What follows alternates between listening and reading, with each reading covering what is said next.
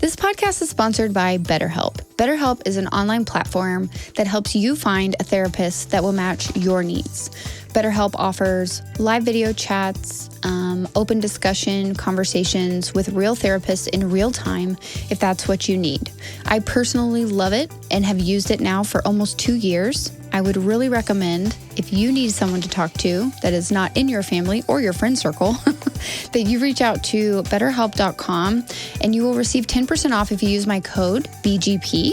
So again, that's betterhelp.com/BGP to find the right online counselor for you.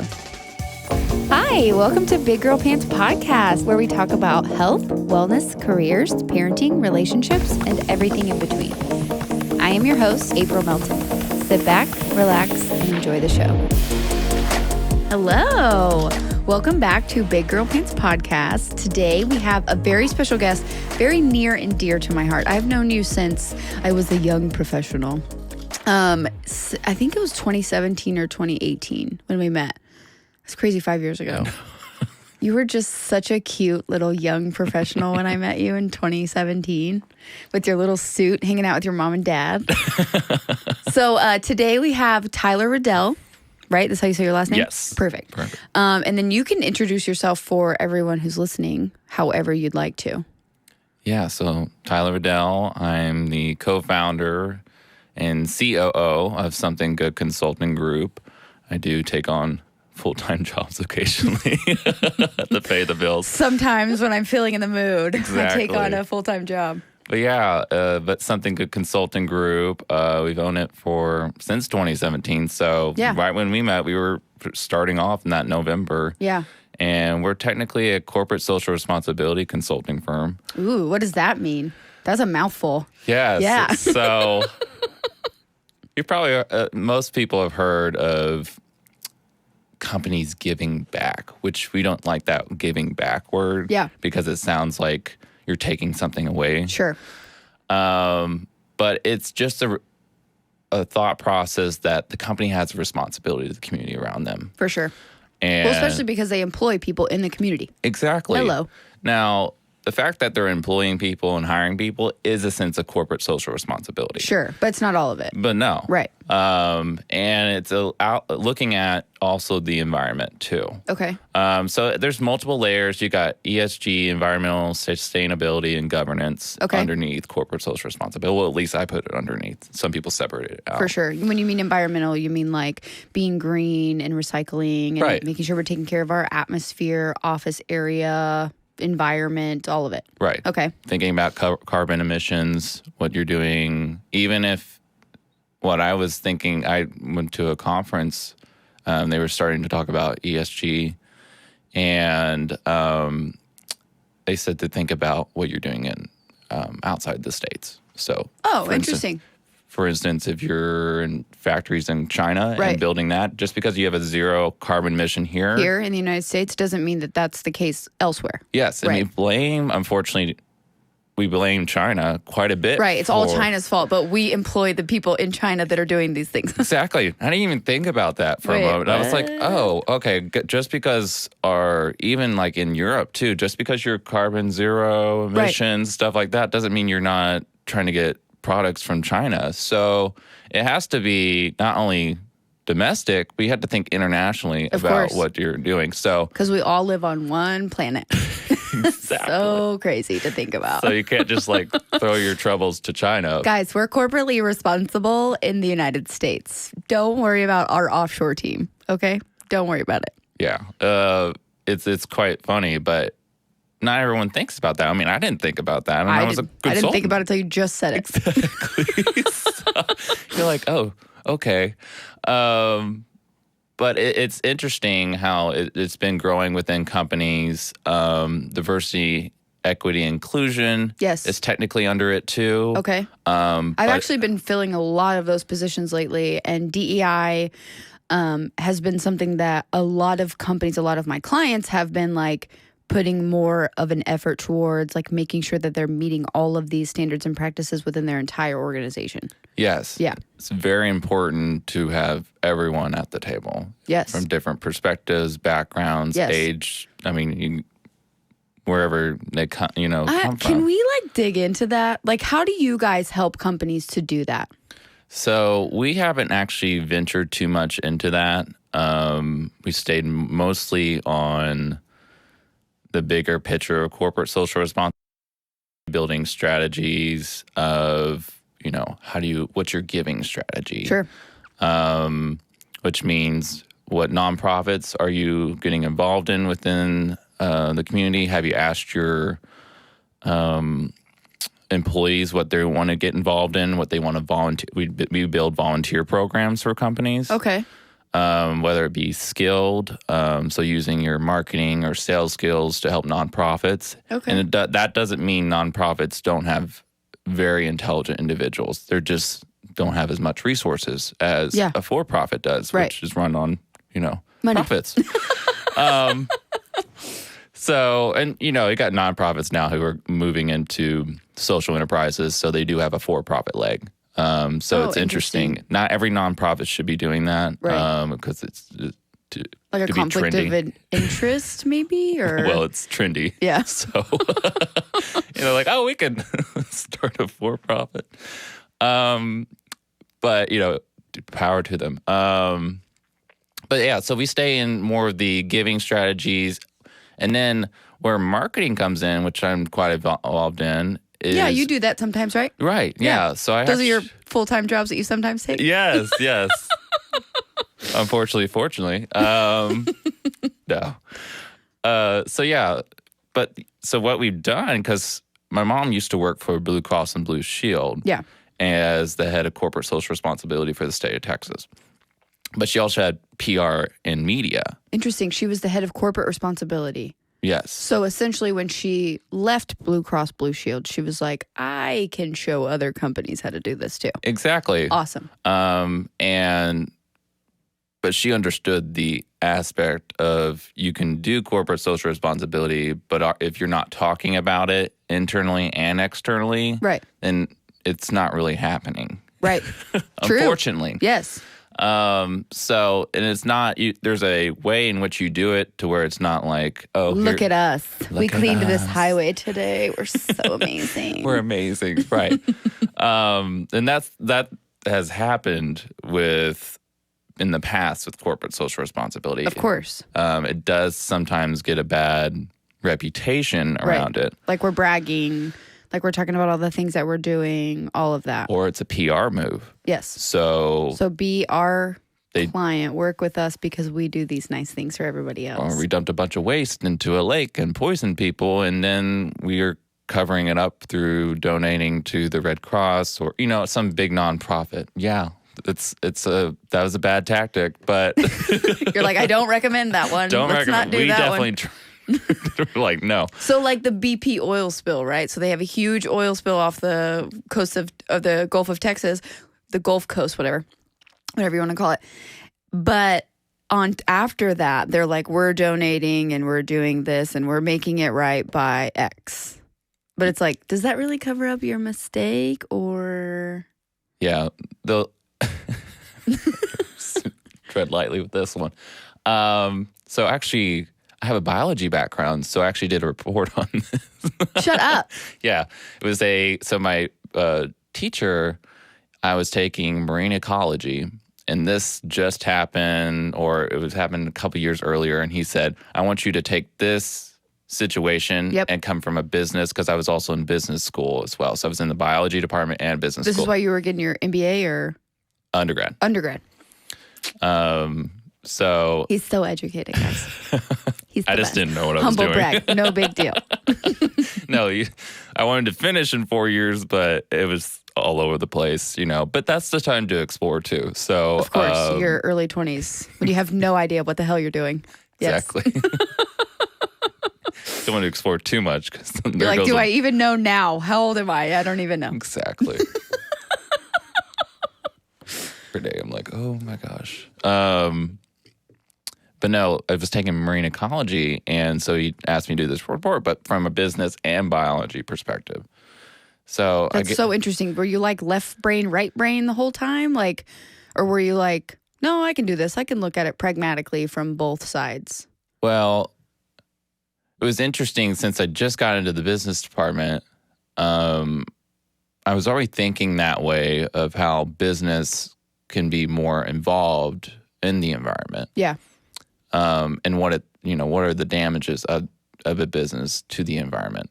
And since, we can all do our individual duties, but businesses make up quite a bit of the damages sometimes. Right. So besides governments but what I looked at it from was, okay, so a company messed up, and then what are the damages? Well, the damages are irreversible. Like, there's so much damage to the environment of the Gulf of Mexico that it just won't go back to the same. So let's talk about that, because obviously you had to study what exactly happened. So can you explain what happened? See if I remember this. You're like, this was only 10 years ago, so yeah. I've slept since then. It was an explosion. There's no way. I think if I remember correctly, there's some unethical behavior that led to it. So got it. They let something slide. Yeah, and a pipeline burst, so then the oil is then now going directly into the ocean where it should have been contained in said pipeline. Right. Right? Okay. And they have monitoring stuff too that basically tells you when there's a leak or something like that. Right. Kind of like Chernobyl, how they shouldn't have done that, but they let it happen anyway, even though they disregarded and overrode all of the warnings and all of the signs. They're like, no, we can't stop now. We have to do this. Yeah. And then you see what happens. Right. So, and I don't remember all the details and I'm not going to speculate right now. No, that's good. As long as we just know what happened. Yeah. For those people who are listening who don't know. Yeah. Basically, the explosion was the catalyst of this whole situation. Huge. And so what was the problem was, okay, you got this pipeline exploded, but they didn't cut things off fast enough. So oil was just spreading on the ocean floor and killing coral reefs. It was just spreading. Yeah, right. And then it changed the marine life. Yeah. Fishing. Impacted, okay, you destroyed the environment. That's a huge number issue. one, right? Number one. But, my family part of my family lives on the coast. Right. The fish, marine life totally changed. So the businesses on the Gulf so those were that impacted. thrive on fishing and taking those fish and selling it at a restaurant, that's how they keep their lights on. That's how they feed their family. That's how they do all of these things. All of these people are impacted. Right. Yeah. So it was way more than just the environment. Of course. And that's always something. Which, it's so sad, though, because we don't see the ocean as something that should be protected and respected because of it's a whole other world down there, right? They're over there doing their own thing. Well, as businesses or as corporate America, as we are, or as not corporate America, but capitalist America, we're well, yeah, it's just the ocean. Who cares? No big deal. Yeah, that's a whole world down there. And if we mess up that world down there, then our world up here is going to be messed up too. If the ocean's not functioning properly from all of the microorganisms, the coral reef, the plant life, even something small as lobster and shrimp, right? All of it. If that's messed up, then you think our stuff is going to be cool up here? No. It's not going to work. It doesn't work like that. Right. And so, that was completely, good for them for trying to clean this up because, they were forced to clean it up. It wasn't we didn't have an option. It's like a PR, Right. No, exactly. they were forced to clean Dicks. So they were forced to clean it up. We know that. Yeah. They didn't, it's not like they had an option. You have to right your wrong here. Okay. No, exactly. This is a huge deal. It's in the Gulf of Mexico. So now you got international issues. Yes. So, the Mexicans are crazy. They'd be like, we're going to come for you, BP. You better pay us. Exactly. We're going to get our money somehow. Exactly. With our illegal guns. What?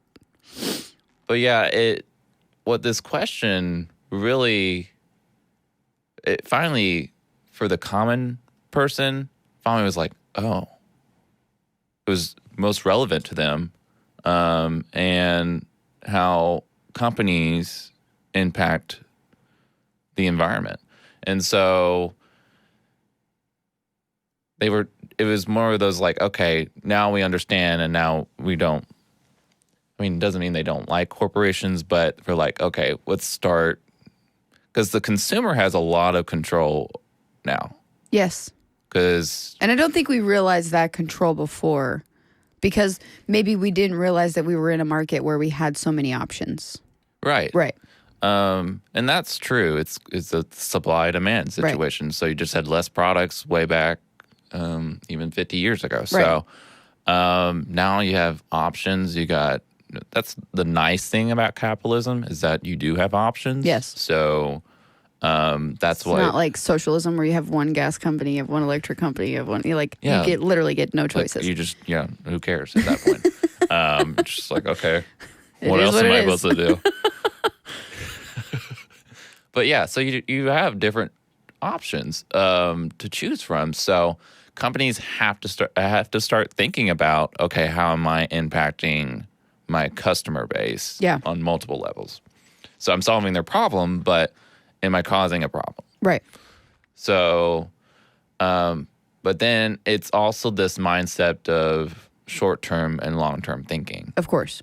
Now, to a startup, small business perspective, they have no idea if they're going to be here next week. No idea. So why should I care about the environment? And that's a hard conversation to have. But if you are going towards millennials and Gen Z, even, we all care about it. We all care about it now. There's getting to all a point where we're thinking about it. Yes. Consistently. All of us. So. And we are the new workforce. Like, I don't know if you realize this, but it's like boomers, millennials, Gen Z. Like the in-between are going to be our like management and higher level eventually when the boomers are all done and they're retiring. But there's not as many of them as there are of us. Right. And like when we start bringing these ideas into the boardroom, into meetings, into company questions, they're going to be like, well, shit, what are we doing for that? I don't know what we're doing for that. And Gen Z and millennials, we actually do care about what it is that we're doing, and we want to feel passionate about what we're doing. We want to feel like we're contributing. Not that we're contributing to waste or garbage or world pollution, but that we're contributing to something that actually does matter, that's making a difference. Right. Because we're all holding ourselves more accountable. Yes. Because just because someone else, the company did that, doesn't mean I bought their product. Right. I did that. Yes. So, I mean. I'm contributing to the problem. Yeah. And I'm not going to go on in this tangent, but I mean, the whole ethical. You can go on whatever tangent you want. I don't care. I heard the other day that our Gen Z and millennials are just not ethical anymore. And I was just thinking, maybe not what you think is our ethical. Ethics or morals. Morals and ethics to you. Exactly. And I'm like, no against, white Christians, but that's your one perspective. Yes. Like we got all types. There's a whole rainbow out here, okay? Like we're all types of people. Right. I mean, there's basic morals that I think everyone holds. You hope everyone holds. You'll hope sure. everyone holds. But, the thought process for a functioning society. Yes. But then there's some that, it's questionable based on your beliefs, your perspective, what you've gone through, so it's... Well, it's kind of like the whole respect your elders thing, right? That's a moral belief that most older people have. Well, what type of respect are you showing to me? Are you showing the type of respect that earns respect on your end? Just because you're older than me doesn't mean that you deserve my respect. Like, if you respect me, I will respect you. That's how I feel about it. And that's how I feel about, like, with my daughter. Like, a lot of people are like, especially the older generation, they're like, well, you shouldn't talk back or you shouldn't say this or whatever. And I'm like, says who? She's not allowed to tell you that she doesn't want to give you a hug or she doesn't want to touch you or she doesn't like it when you tickle her. Like, she's absolutely allowed to say that. That is her body autonomy. And I know that you guys didn't believe in that. You could do whatever the hell you wanted to your children, but this is my child and I get to make these rules and she gets to make the rules for her body. So thank you. Like, I respect where you're coming from, but no, that's not how we're going to do it going forward. Yeah. What are you saying to me? What do you mean? Yes. We're flipping the script. I'm sorry. Yeah. No, I grew up being taught that you should automatically respect everyone. Yeah. Now, when the whole thing with the elders situation, respect your elders, well, it gets to a point where, well, they just totally disrespected me right off the bat. All the time. You millennials. Right. I'm like, okay, we're going there. Okay, you old geezers. Like, what do you want? You want me to say that to you? That is so disrespectful. I can't believe you just said that to me. Okay. I'm like, Or like when your grandma says, I'm like, look like you're getting a little fat. Look like you put on some weight. Okay, thanks, Grandma. You too. About 30 years ago. And it never moved. It never went anywhere. Thank you so much for pointing that out. Chloe's grandpa the other day said something. He's like, she's getting a little belly. I was like, yeah, she's 7. They're allowed to have bellies. They're allowed not to have to be concerned about sucking in all the time. And she was like, what did he say? And I was like, nothing, baby. He said you're beautiful. That's it. Because you didn't hear him. Thank God. I'm like, you're not allowed to give my daughter an insecurity or like, damn it, what is that word? Like, damn it, I can't remember the word. Make her feel self-confident, conscious about her body. Like, no, she's 7. I listened to a podcast the other day and they said that the average age for a diet for women in America is 8 years old. what? Oh my God. They're concerned about their image so much that they're going on diets before 10 years old. I wonder why. So weird. Yeah. No idea. So bad for women because it's like, well, It's never ending, dude. don't get me wrong, guys. I mean, abs, Right. the- Muscles, the whole thing. I mean, so we do have our own, but it doesn't start until you are like you're a teenager, Puberty. Yeah. and which is a vulnerable stage. But for Oh, what? Like hormones? homework, I mean, Crazy. it's just I didn't know what was going on. Just like get me out of this. I'm I over didn't- this I was already. like, I already don't like high school. These people are annoying. I have pimples. This shit is terrible. Get to college.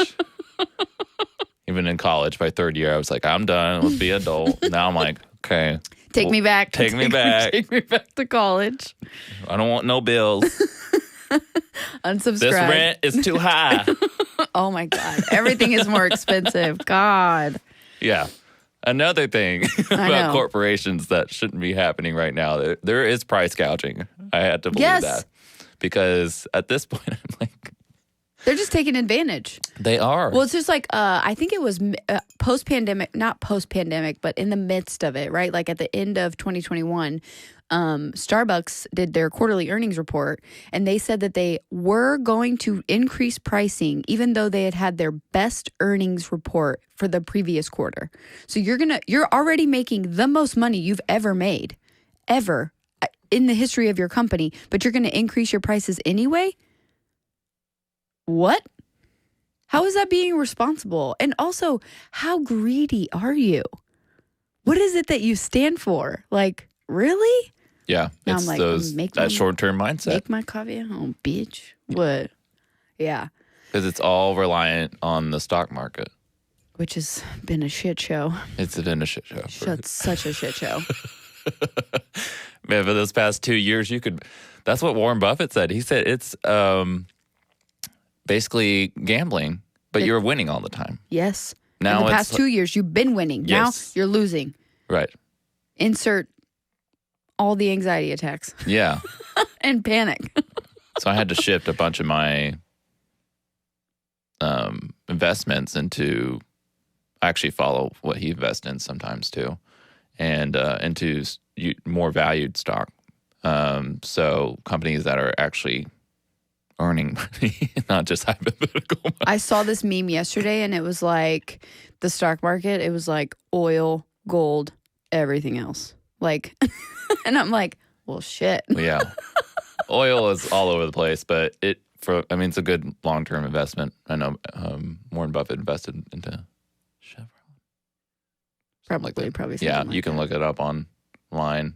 He has to release his 13F form every quarter. Yeah. So if you want an investment strategy, Right. there's Just Warren look at that. There Now you you got go. to be ready to sell when he sells because once he sells his millions and millions of shares, it's going to go. Doop. Yeah, of course.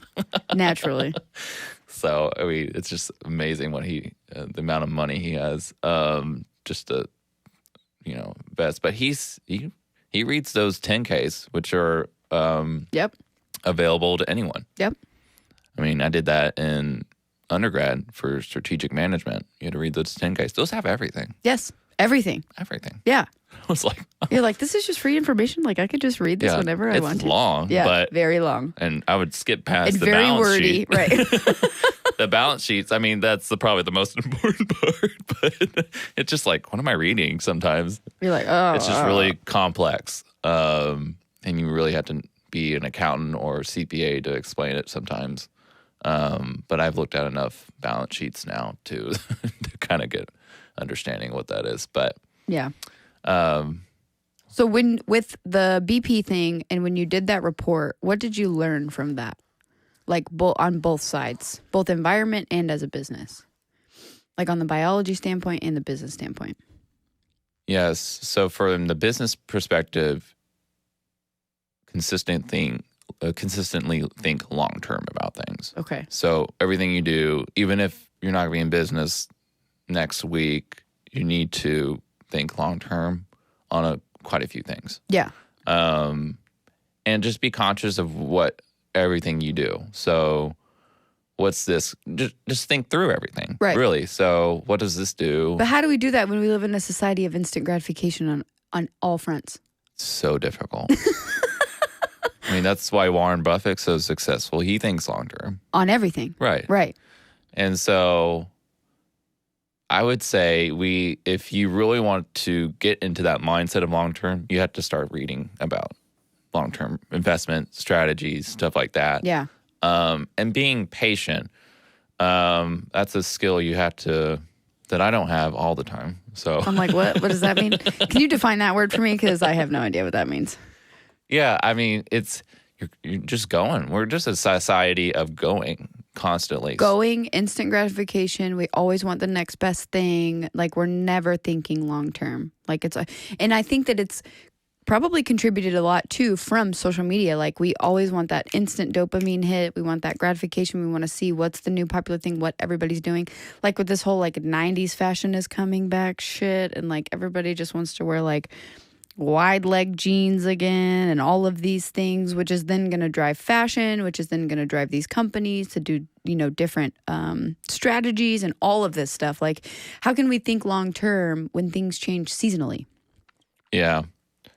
I think you have to have maybe two simultaneous strategies going on. So you have your short-term goals and objectives, which are important because you got those short-term goals and objectives meet your long-term strategy. Yes.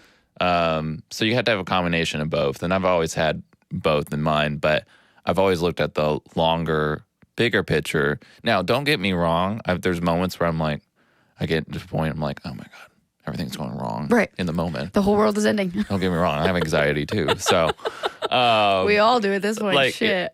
Those are human emotions, and I don't think you should run away from them. Right. I've gotten to that point in my life, and I'm like, okay, just have the emotions. Just feel it. Just feel your feelings, and then we get to move on. Just go through it. Yep. Because as men, you guys are not. We're told to just like you guys are keep not it together. encouraged to feel your feelings. Right. You're too emotional. I'm like, well, yes, I have emotions. Right. And I'm allowed.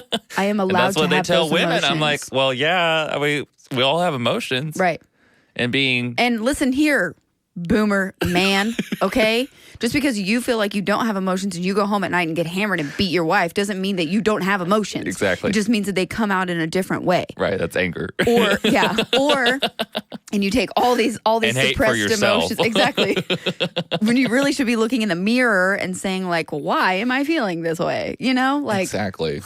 No, I mean, don't make me wrong. I mean, I probably should see a therapist more often, but I have gotten to a point where I'm able to think through certain emotions and work and through that, them. how old are you? 28. Right. That comes also with like the development of your brain because Right. your frontal lobe is really not developed until you're almost 30. So like expecting 20 somethings to have expecting 18-year-olds to know what it is that they want out of life when they go through college. And then you're just supposed to have this plan and this strategy and everything's supposed to be great. There's supposed to be no hiccups. It's just supposed to be this perfect linear, progression.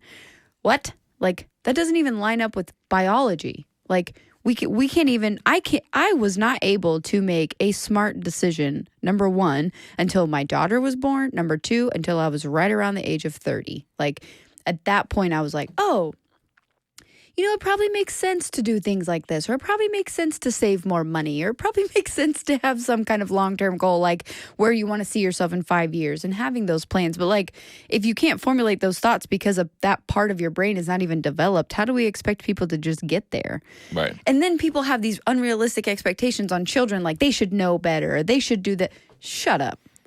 My 7-year-old does not have the ability to know better, okay? She wants to do what she wants to do all the time. So it's my job to teach her, hey, it's probably not a good idea to do this, but here's something that you could do, Right. And I think that if we had more of that outlook as people, like in the workplace, in society, in all of these areas, like with this whole cancel culture thing, like all of it. I think if we had more grace and more empathy and we talked about things more, had more of a focus on mental health, we would all be better off. Like, I don't understand how we just expect, you're human. You're never allowed to make a mistake. You're never allowed to do something wrong. Like, God forbid you do something like that. What's wrong with you? Yeah, okay, buddy. Yeah, you're right, totally. Because you never messed up anything in your life ever. Okay, perfect. Yeah. I mean, that's actually one issue with corporate America is that you kind of separate your personal life from your professional life. Sometimes, I mean, I do that just so, because I can get hurt by things too, but Sure. you're supposed not to. Again, you're a human with Right. feelings and emotions. So you're supposed not take it personal. I'm like, well, I spend 40 to 50 hours of my life here a week. This is pretty personal. exactly. So,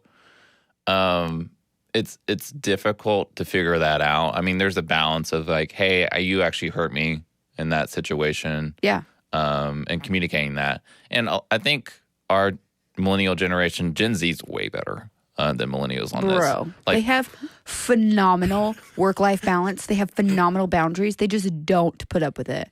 I'm like, where you get that? What? You don't feel like you have the need to be a people pleaser all the time? And you're so concerned about everybody else and what your superiors are thinking? They're like, no, not even a little bit. It's 5 o'clock. I'm done working. Yeah, Don't call me. Bye. Don't call me. Don't email me. Don't text me. Don't do anything. This is not my work hours. I'm like, checking my email at 6 o'clock in the morning on a Saturday. I know.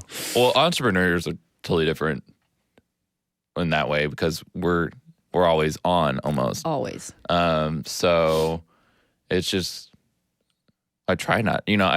For my full employment gigs, which being an entrepreneur is full time, but full employment for my company. Yeah. I will be like, okay, 9 to 5. That's so good. And I'm like, I have to stop at that time, even if I try to wrap up something before. Like, I don't start things. Like, I definitely don't start things on Friday because I'm not going to remember by Monday. No. Why would I do that? Exactly. So you definitely have to be disciplined about that. That's interesting about remote work, how everyone didn't really know how to work when they got home. And that's interesting because I've been in remote work for 2.5 years working for a couple companies. Yeah. And I had already built in boundaries of my life being an entrepreneur. Yeah. So you would either have an office or you have a section of your house that you worked in and Sure. then you kind of shut down. And that's for like energy purposes too, right? Because if you have your office in your bedroom, like there's no separation there. And you have to have that physical separation and emotional separation. Okay, when I'm done from this, I walk away from this and we're done. Like, Right. That's it.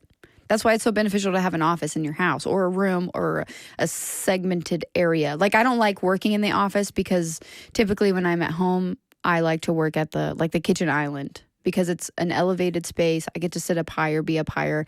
And then once I put all my equipment away, like I put away my external monitor, my laptop, all that, it's gone, out of sight, out of mind. I can't see it. Every time I go into the office, it's always there. So it's like, oh, should I be doing something right now? Like, whatever. This room is for productivity. I don't want to go in there. I'm like, no, thanks. I'm good. I've clocked out for the day. Okay, thank you. Lock the door, shut the blinds. Yeah, exactly. That's how I am. No, so yeah, so we had everyone had to go home. Yeah. So you just got this huge issue, and just no one knew how to work to build those boundaries. Yes. So it was so interesting now. Just we got hybrid. Some people were brought back to the office, right? Which is stupid. Not a good idea long term. Well, don't get me wrong. Some people have to be in the office to work. So we have some different people thrive in those environments. Right. We have different generations, and then even in those generations, people like to go to work. They like, some people like to dress up. Right. And like that's a ritual for them. Yes. To get up and do. That is totally fine. But some people like me, I don't really like. I can work be is just work. as effective in my pajamas as I can be in a nice suit. Okay? Exactly. I'm just saying. Actually, I'm more effective in my pajamas because I'm comfortable. I'm at ease. I don't have to worry about pitting through this nice shirt. Like, I don't have to do any of that. Exactly. So I think corporations, another aspect of corporate social responsibility actually is trying to figure out how remote work's going to help work with these people. And like, I hate to hate so much on boomers, but it's like, if your company has been surviving and even thriving with all of your employees working remotely for the past 2 years, why are you bringing people back? Gas prices are so high right now, number one. Number two, if they're just as effective, just saying, you're probably getting more work from them when they're at home. They are up earlier. They don't have to commute, which is on an average 70 minutes saved per day.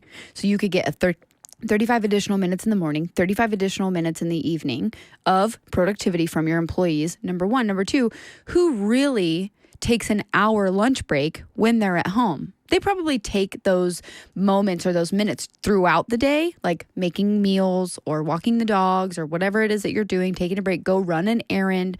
But like, nobody's really taking that 12 to 1 lunch hour per day. You know what I mean? You could not only potentially get more productivity out of your employees, but better mental health because they don't have to drive to work or get up and shower or pack their lunch or do any of these things. Like, at what point do you get to say, oh, okay, maybe we should reevaluate this situation and not be so concerned with this corporate real estate that we've purchased and that we have to pay for now? So we need bodies. We need butts and seats.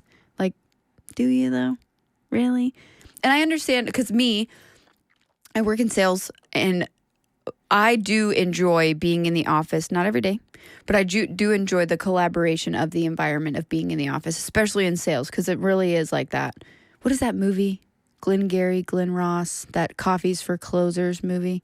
I can't remember. It's so old. I can't remember what it's called. But in that movie, it's like everybody's in the pit, everybody's on the phone, everybody's busy, the buzz, like everybody's they're generating energy from the buzz. So I do understand that part, but I just don't see the requirement for people like my husband, who is like an SAP super user, who literally does everything on the computer. If he can avoid phone calls, by all means, he's avoiding those phone calls. Like, why does he have to go in? And how much happier would he be if he could work from home? How much more of a positive contributing member of your workforce would he be if he could work from home? Right. And like all these companies that are outsourcing their customer service departments because they can't hire people to go in office. They're like, we're not doing that for $15 an hour. We're not going in. Okay, I guess we're going to have to do remote. Right. Oh, but the people that you're paying an actual like livable wage, like those people have to go in now because you say so? Okay, cool. Whatever. Yeah. Well, being in this remote work industry, because it became an industry when pandemic started, basically. It came from, remote work isn't like new. No. I think they call it, what do they call it? Satellite? No, something else. But it's not new, but it was like I don't know, like less than 10% people. Yeah, were in, it wasn't that many. It was like just really small amount. Yeah. So then everyone, so we had to adapt. But I think what happened is that a lot of companies doubled down on real estate, commercial real estate. Yes. So they're like, oh, shoot. We just bought a bunch of. We paid for this. We leased this. We have signed agreements to hold these leases for years at a time. Right. And so it was like, okay. We better justify that. So we got to either bring them in or we got to figure out if we can, move the lease or downside, try to figure out something lease, else. Whatever, yeah. So you got that. And then we're still in this mindset of rather than trying to get results-oriented situation from people, where it's more of like seeing people in productivity. It's like you got to be, managers got to visually micromanage you. Like I got to see you. If you're not doing it. Because if I don't see you, you're not really doing it. It's just, I'm like, can't. This is like the perfect scenario to figure out who of your employees is actually not doing the work. Mm-hmm. Because there's always that few people in the groups. Project, it's like school all over. I know. Group projects, like there's one who does everything. One person who does it all. The other ones are like, hey, are you, how's that going? Are you done with that? Or what's going on? Yeah, but there's also this aspect of corporate social responsibility where you have to make sure even those high performers are successful in the office, they might not be successful at home. Right. So then you're kind of like, okay, did I build the infrastructure? So that was one of the issues, is that they're like, oh, remote work doesn't work. Well, the infrastructure wasn't built. Right. So my hypothesis, because I don't have any factual things. Right. You're like, I don't have any data. I don't have any data around this. Guess. But my guess is that we built our internet infrastructure on commercial real estate. So when we built it in our homes, and stuff like that, it did not need to support fiber, right? The level that we needed. No, right. I mean, we're all running internet 24/7 now at home. Right. Well, we were running it in a condensed area, right, for businesses. Businesses, right? So, that was the problem towards the beginning of the pandemic. Now we're getting to a point where we're okay. Right. Most people are like, okay, we lose the internet every once in a while, but we don't care anymore. Right. Like it goes out for an hour and then it comes back. It comes back. Right. Which is nice for the internet people, not having people yelling like, I can't get work done. I'm like, oh, can't get work done. I know. Literally take a day. Okay, fine. Day off. Bye. Sorry, can't come in. Sorry, out of office. Out of Microsoft Teams. Cannot Slack. I think that's the thing that's the thing too, is I think about it. It's June already. I've maybe taken 1 or 2 days off this year alone. I think that's another thing that like Gen Z has, like they really have a good grasp on it. Like taking days off, taking time off, using their unlimited PTO, like using all of these things and not feeling guilty about it at all. Like I know that every time I've taken a vacation in the past like 3 or 4 years, I've always taken my laptop. I've always had my email on my phone. Like I don't have those boundaries. And it's like, how sustainable is that long term? Because just because our parents did that or the generations before us did that, like, so what? You know what I mean? That's also why so many people who go to retire, they're like, well, shit, do I even have an identity? Because basically for so long, my job was my identity, even outside of my kids or whatever, my family.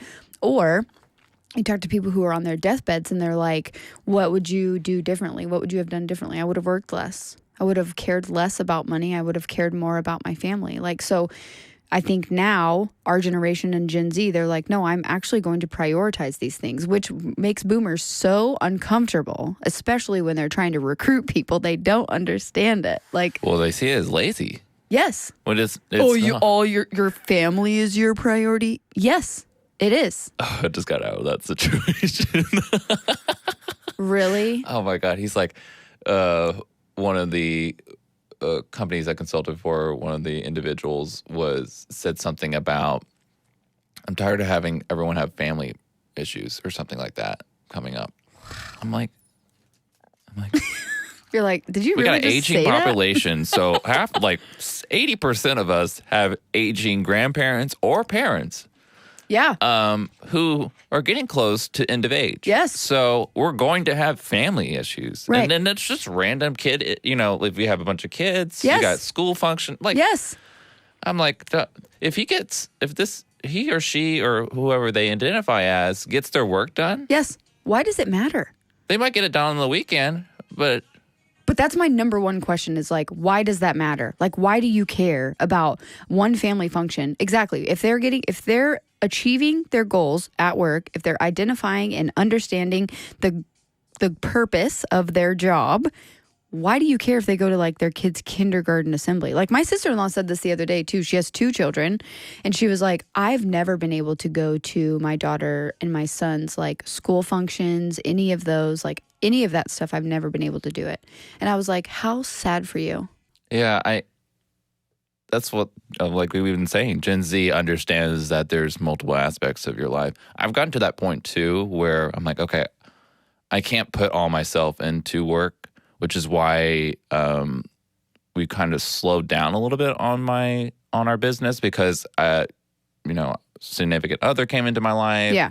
You're engaged. You have a fiance. Yes, I'm engaged. So I had to think, I'm like, okay, entrepreneur life, I mean, you can do it at any age. You can do it, whatever dynamic you are. But Tyler, what do you want at this point? Yes, that is 1,000% where I'm at too. Because before, I felt like I was torn in so many different directions, being pulled in so many different directions, right? Like I have to be this perfect mother. I have to work out all the time. I have to be a perfect employee. I have to be a entrepreneur with my podcast. I have to do all these things. It's like, who says? Right. Who's making all these rules that you're supposed to live by? Like, fuck that. Right. And I don't know if you've ever taken Strengths Finder, but one of my strengths is achiever, which is number 1, but it's associated with perfectionism. Mm-hmm. So if something's not successful, or I think it's not successful, even though it is successful, but I think it has to go to a certain level. Yes. Then I failed. Yes. Failing's not bad. So my strengths are woo and achiever. Woo and achiever. Okay. Yeah. So Can you tell? But yeah, let's see, mine, rad. So achiever, discipline, responsibility, analytical, and deliberative. Look at you. Yeah, it's a lot of weird ones. No stress, no pressure. Yeah, discipline and responsibility are pretty important ones in my life because I just thought everyone else had discipline on certain things, but I didn't realize how. Not to brag about myself, how well I was doing certain discipline. Well, and you are your own worst critic, right? You are going to be the person who holds yourself accountable and you hold yourself to a higher standard than most other people. Right. And you just assume, which is what I do, that doesn't everybody do this? Like, doesn't everybody do these things? Doesn't everybody hold themselves this accountable? Or doesn't everybody hold themselves to this insanely high standard? No, they don't. Right. Wait, what? I know you had to get through your head, but that's perfectionism too. It's the worst. One of your and perfectionism is for me. It's like if I can't do something perfectly, I won't even start because I can't. Like I can't. And then if I do get there and I haven't, like you said, very similar. If I haven't succeeded to said point, right? Even with this podcast, I've been doing this podcast for 4 years now, and I remember when you first started this. I know. Crazy, right? I know. I was listening to one of your podcasts. And it was like you advertised BetterHelp. Yeah. I was like, okay, girl. Okay, bitch, you got a sponsor. You got a sponsor. Girl. But in my head, I'm like, I don't have 10 sponsors, so I'm failing. I'm not, at this level of viewership or of subscribers or whatever, so I'm failing. And so that's really hard for me too, because if that happens, then I want to quit, right? Whenever I get in that mindset or whatever, and I'm like, okay, shut up. Like, people do these things or strive to reach a certain goal, and nobody put a time limit on this. Nobody said that you had to do this. And the reason why you're doing it is because it's your passion project, and you say that all the time. So, like, don't quit something just because it's not at some imaginary level that you think it should be at. Right. Yeah. And for people who, who listen, who have perfectionism, one thing I do is I have to think through it. I've gotten a lot better at just trying things. my mom made me try a lot of things. And so Your mom's so great. My mom, like, she's Next time you come back, you got to bring your mom. Yes. And just give her the mic. She'll be fine. She's the best. I'm just like, let me take notes. I didn't hear this. Been alive Mom, 28. where'd you pull that out of? Because never heard that before. There's certain women in my life who identify as women that are just like, I'm blown away every time. I'm like, oh my God. Yes, tell me more. Tell me more. And everyone asks me who my role model is, and every time I'm like, it's my mom. And they're like, why wouldn't it be your dad? I'm like, I love my dad. Yeah, He's of course. awesome. Love like, that guy. If I was like, we're doing role models on different levels, like he would be a different role model for me. But my mom, like, I think it's just a mother-son connection too. It's such a bond. It's just like the father-daughter bond. Like, it really is. Right. There's something to be said for that mother-son. Somebody said something the other day about the mother-son bond that if like when the mother has the son, it's the last time she'll experience true love. Like when you get married to your husband, like unfortunate as it is, your spouse relationship is conditional love. Like you can try as much as you want to make it unconditional, but it won't be. The mother-son love is unconditional love. Just like the father-daughter love is unconditional love. Like there's nothing that can touch that. Granted, I love my kid. Like she's my kid. She's my daughter. But it's not the same as how much she loves her dad. And I will never compete with that. You know, that's just not my place. And that's probably the relationship that you have with your dad, too, because you guys are both men, right? Right. And you have to, like, sometimes it can be a fine dance that you do with your dad. Oh. Same as my mother. Butt heads, like, consistently. All the time. I totally respect him. Our relationship has grown so much on that side. Like, we've really had to work on it because we're both stubborn with each other. Yeah. Like, I'm not stubborn in... Probably shouldn't say that because most people probably like, yeah, you're stubborn. I know my fiance is definitely going to be like, oh, yeah, you're stubborn. Yeah, mine too. That's a self-awareness thing. They kind of have to like make sure you check every once in a while. But I don't think I'm stubborn as much as people think maybe I am stubborn. But with certain people, it comes across, I think stubborn comes across as something as bad. But I equate it to standing your ground. Yes. On your perspective. And a lot of times where adults or the older generation to us, people who are older than us, will see as stubborn is us standing our ground and also living in our boundaries. Like, this is a boundary for me. They may not respect that boundary, but you're not going to just remove that boundary because they don't respect it.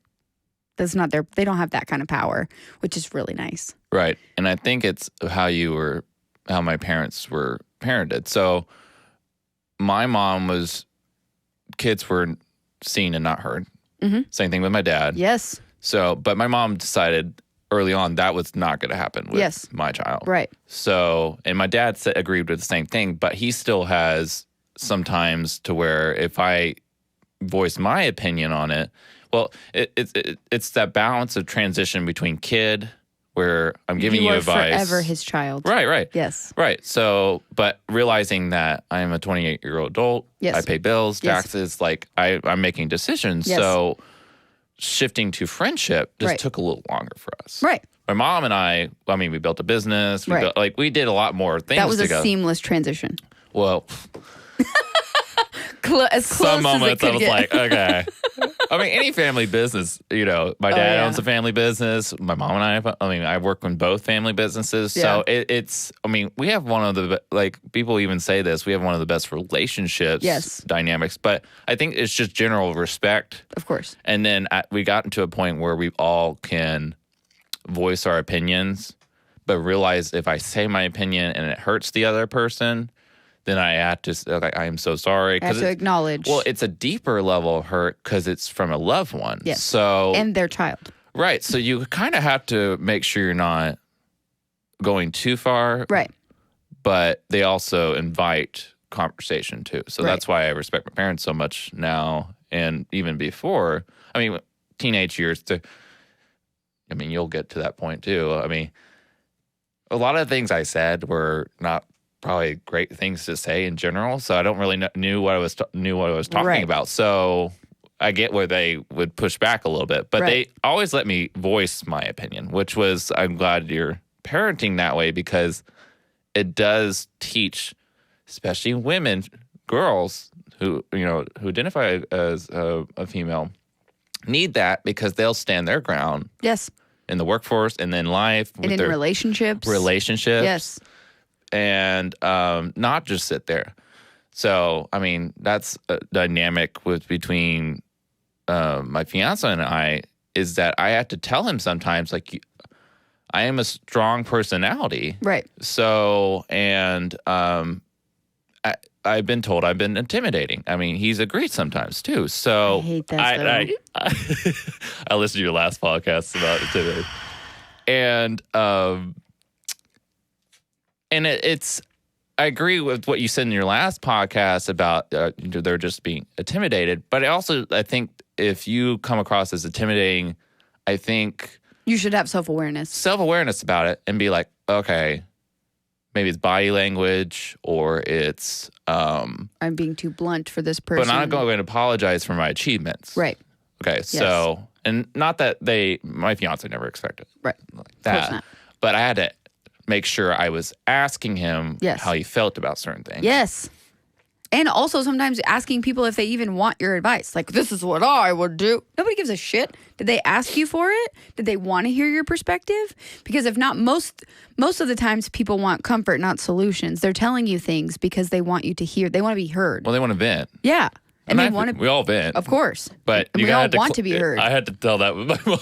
It's like, let me know when you're venting, and Right. I'll let you know when I'm venting, Right. so we all don't. Right. My dad, like So we all don't should all over each other. right, and not that like okay, we all decided to say we're venting now, and that's what that's how we communicate. That took a while. A long time. Like because my dad's a fixer. Yeah. we're all problem solvers in our family. A lot of men are fixers. Yes. Yes. It's like we all innate. think They general can't think help it. They want to fix everything. Well, he because does- they can physically fix a lot of things. Right. But women and partners are not a physical. It's not a hammer and a nail. Like we have feelings and skin and bones and emotions and all of that. Yeah. You can't just fix that. There's not a switch there. No, and it's so important to pay attention to intention. Yes. So now, if you're with a partner or you're with someone that you love and you have a good, relationship you're building upon, and of course you have problems and stuff like that. If you understand their intention behind something all the time, then it's a lot easier to Of react. course. Yes. But obviously, if you're in a manipulative Right. business relationship Or personal relationship, yeah. then Or you, parental relationship. right? You really need to pay attention to the intention, because if it's, words hurt Yes. in general. Right. So if you're able to say, "Hey, that hurt me," and the others receive it, then you have a healthy relationship. But you get to a point where they're just saying things because they're hurt. Right. You have to make sure that And they don't have the confidence or the comfortability to say, hey, these things hurt my feelings, or my feelings are hurt because X. So they then are lashing out on you and projecting their hurt onto you right. to make themselves feel better. Yeah, and Less that's than favorable. so important to pay attention to, because that is, whether you think of it or not, like, oh, that's their problem. The fact that they didn't respond to your hurt, Yes. or they're constantly complaining about something, Yes. it's impacting your emotional. Yes. So, And they're trying to make it your problem too. right. And it doesn't mean like you total exile this person, because they might need your help. Right. And, But that's where we insert boundaries. right, boundaries, yes. And so, and as an introvert, which people don't think I'm an introvert. At but all. Yeah. I can tell just by your voice, I don't think you're an introvert. Well, I guess it's an extrovert, introvert, so I can turn it on, and That's then I me. can turn it off. That's me. And then sometimes I get two peopled out and I'm like, just leave me alone. Don't talk to me. I'm turning off my phone. I'm like, all right, I'm leaving. Right. I sneak out of the party without saying goodbye.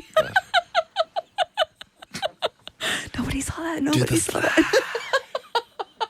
Nobody saw that. Nobody saw that. Okay, bye, everyone. Get in your car. Hurry up. Shut up. Hopefully it doesn't make too much noise.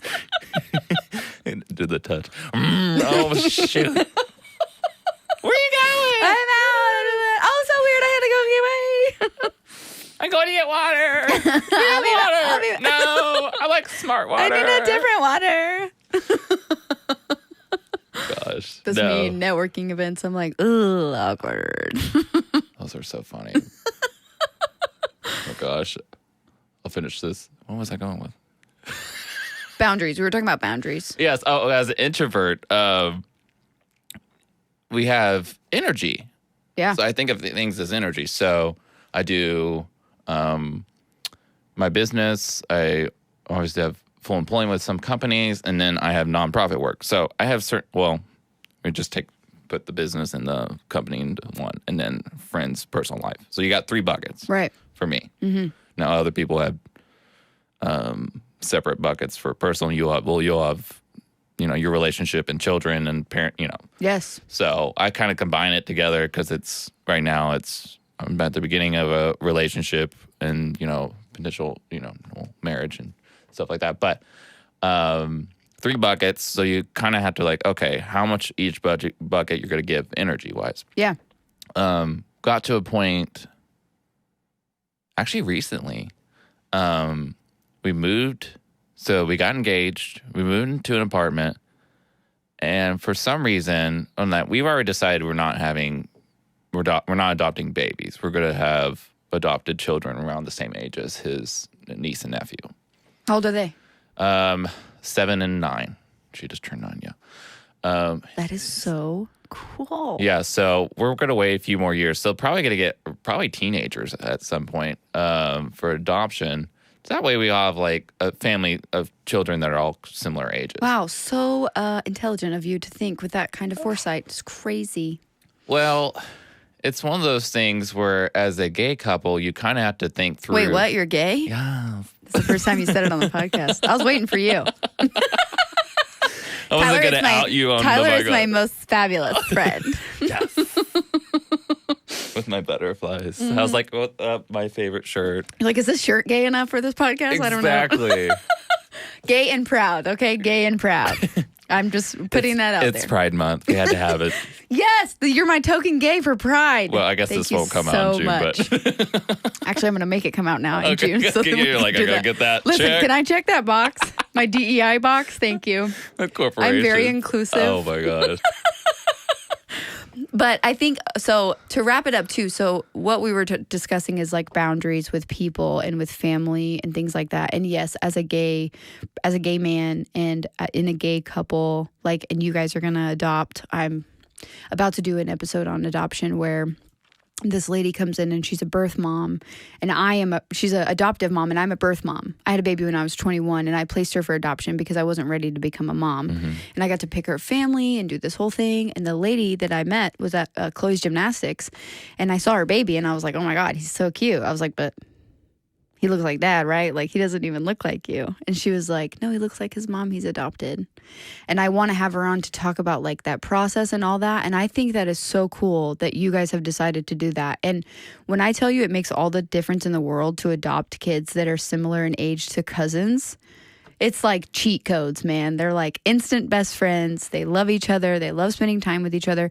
And how many kids do we have in this society that are not taken care of? Yeah.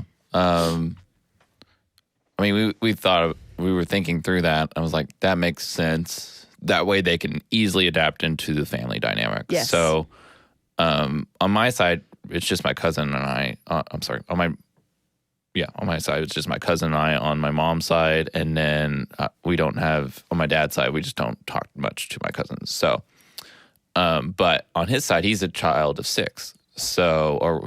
Your fiance? Yeah. Wow. So they're very tight-knit family, which I love. Yeah. You guys just did family pictures together. Yeah.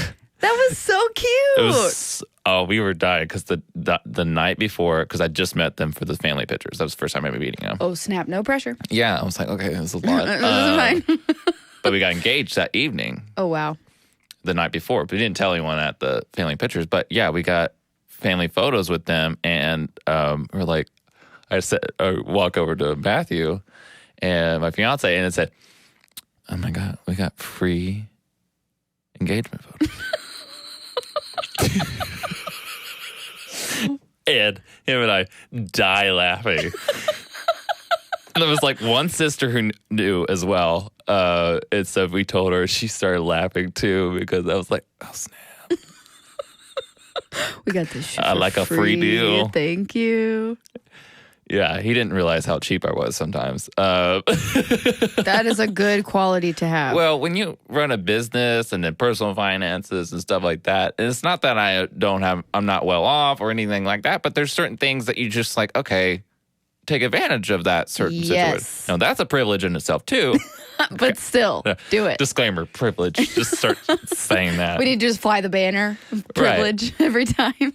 But I'm not one to throw money around either. And that's what my parents told me anyways. But so yeah, adoption, we're like, okay, assimilate into the family easily. But we also, I think I wasn't quite sure what age range at first either. Sure. I knew I didn't want to change diapers. Really? I didn't like Is that picking something up. you find joy in? No, I don't feel like any parent does. No, none of us. I'm like, and I don't like sleepless nights. So, No, not that I sleep is wouldn't have necessary. sleepless nights with a child that's older. They might have some mental. A night dream or whatever, a bad dream or whatever. Right. Yes. But at least they can go to the bathroom by themselves in a toilet, hopefully. Wipe their ass by themselves. That's a whole thing. Yeah. Fingers crossed. Yeah, that's one thing I wanted to avoid. But that's just. Plus, older children are really hard to adopt because a lot of people want babies. So you're doing more of a service than you even realize when you start to pursue that direction, because these kids get to like a certain age and they literally become unadoptable because nobody wants older kids. And if they do want older kids, some couples that adopt don't have the best intentions. So I think that you're doing a wonderful thing. Yeah. And I think you should definitely know that. I think they're trying to avoid trauma. And I think that's just society in general. We're trying to avoid the mental health trauma situation. So doesn't mean I'm not wary of adopting a child with trauma. Of course. Because well, everybody has the fear of the unknown, right? Right. I'm like, okay, am I be able to handle this? Also I have my own issues. You could have a perfect child that just wants a family and just wants to be loved. Right. Yeah. And I'm a person of faith, so I think God's going to put the right child, whoever needs exactly. and stuff. So, but wait, you're gay and a Christian? Stop it! Blasphemy. I'm not religious. Me neither. But I have a very strong spiritual connection with my Creator. Right. Yeah. People don't understand that. I think they can't separate religion and relationship with God. Right. But I was taught that I can have a personal relationship with God, but I just don't need to show up to a judgmental You can have situation. whatever you want, Tyler. Exactly. I'm like, that's what thing. the personal relationship, like my personal relationship, we're just cruising. I don't know what you're talking about. No, don't get me wrong. Some days I'm like, I don't talk to you enough, but I know, me too. But yeah, so it's like, okay, so we were thinking about, okay, what age range do we want? And we're like, okay, so we decided on wherever we land with the cousins, but since he works high school, has different appreciation too. So I had to listen to that too. Listen to his perspective on that too. Yeah. And he provides a more valuable, and since he has experience interacting with teens, I think it's actually going to be more beneficial we adopt closer to that. Yes. Because he knows how to interact. Not that I don't know how to interact with children, right. But I think he gets them on a certain level. It's different when you work with him every day. Right. Yeah. And fortunately, he's worked in southern Dallas with kids who have trauma. Who need help. Not that other schools' children don't have trauma, but this is actually a trauma. This certain demographic. They need a lot of help. I mean, he's the only white person in that school. Yeah. And which is amazing. How he's got to be pretty strong to do a job like that. Yes. And I think it's a interesting perspective. I haven't actually asked him about this before, but interesting perspective to be the minority in a 400+ school. Yes. Just to experience for a moment what African American people of color. You get to live in that, in not necessarily the mindset, but feeling like an outsider. Right. Right. And at your job. Right. Where you work. And not understand everything that's going on. Right. And you have to adapt to the situation. Yes. It reminds me of that movie. Remember that Dangerous Minds movie with Michelle Pfeiffer? Sounds familiar. Oh my God, you guys got to watch it. She's the only white teacher in an all-black school, and she's like a white middle-aged. It came out in like 1995. It was when Coolio, that song came out. Okay, yeah. Yeah, I'll send you a picture of it. But it was a really good, and it showed how she had to assimilate to get to establish the rapport with her students so that they would respect her, listen to her, and love her. And at the end of the movie, of course, it's a movie, but at the end of the movie, they all loved her and respected her and really thrived on the things that she taught them because she was able to forgive and let go of her own biases and just be like, you know what, I'm going to fit in with these kids. Like she wore like a motorcycle jacket, like a leather biker jacket to try to be cool. And they're like, oh, miss, okay, we see you. Like the way she's trying so hard. Sounds But familiar. it was a really cool movie. Yeah. It was really cool. Did they remake that with Ben Affleck's ex-wife? I don't know. Who's Jennifer Garner? Yeah. I don't know. Maybe it was a different movie. Yeah. But it was really That good. sounds like that one. Yeah. But yeah, because she went into, a white teacher went into people, just mixed color. It wasn't all African American, but it was a mixed cultural school. But yeah. So I think that's kind of where we're landing right now. But this isn't until way later, like after you get married. And all that we stuff, needed a couple more years, and we need the house market to go down, and and stop being so insane. I'm like, never in my life would I ever start my first home. Would I have thought that I would have to start at $400,000? Isn't that insane? Yeah, and that's where my parents, when they moved here 10 years ago, started at, which I After thought they was were like established. rich. I was like, okay, rich. Okay, we fancy. Okay, then, Mom and Dad, I see you. But coming from Oklahoma, you just double the price when you move here. Almost. Of course, yeah, for sure. But you can get so much house there for $400,000. Yes, you can. Or you get a custom built. Yeah, really nice. So, I do want to thank you greatly for coming. I really enjoyed our conversation. I know we kind of ended abruptly, but I do know that you are somebody that I would love to have on way more often because I love your perspectives and I love your candor, your ability to speak freely on so many things. It just so happened that you got to come on Pride Month, which I'm feeling like so what do they call that? So appropriate. Like I appropriated this culture thing on Pride Month, but I really do. I appreciate you coming, and I would love if you and your mom could come back and talk a little bit more about something good, and then maybe we could potentially wrap up that BP question that we discussed in the beginning, but. We won't leave our listeners holding on to that exactly. long. For the next 3 episodes later. Yeah, right. What was that about? I don't know. We don't even know. We don't even know. It's okay. But yeah, and if anybody wants to find you, so let's say any of these listeners are interested in finding out more ways to be environmentally friendly and even diversity, equity, and inclusion for their company, how would they find you? So yeah, we're at somethinggoodcgconsultinggroup.com. Okay. So that does have some information. I do have a blog on there that I've typed more definitions about corporate social responsibility, gets more in depth on that. And then I forget how to go back and look at some more of what we've talked about. But do you guys have an Instagram too? Yes, it's at somethinggoodcg. Okay. Yeah. Perfect. Thank you. But yeah. Thank you so much for coming. Thank you. Of course. And thank you for listening to Big Girl Pants Podcast. If you have any questions, feel free to send me an email at biggirlpantspod@gmail.com. And please like, subscribe, and leave us a review. Thank you. Bye.